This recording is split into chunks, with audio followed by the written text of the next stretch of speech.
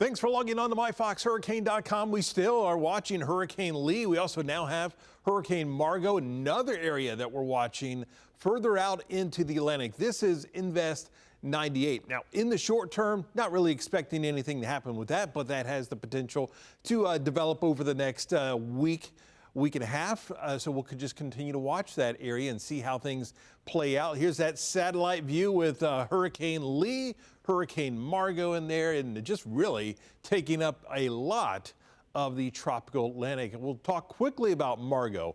It's moving to the north at 12 miles an hour. Currently, winds are at 85 miles an hour.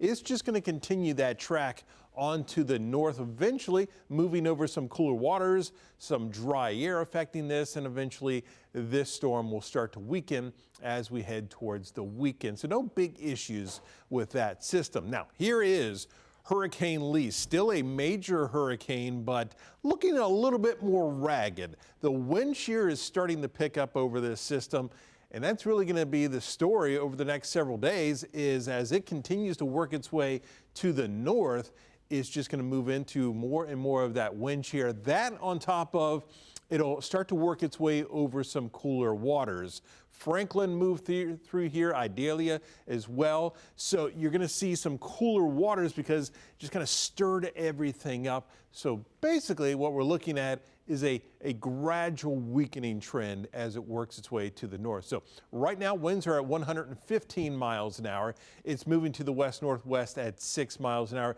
Expected to make more of that northward turn as we go through the day into tomorrow. And then the big question is, as we get towards the end of this, does it affect portions of Maine, the Canadian Maritimes, up towards Halifax? And then some of the models kind of want to bend this back towards the coastline a little bit. So that is a possibility. The official forecast track doesn't bend it as much, but even the Hurricane Center does mention in their discussion the possibility that this may have to shift, or there is at least that possibility this could shift a little bit more towards the west because some of the models have been indicating that. But for now, the thinking is that it'll be working its way up just to the, say, the east of Maine.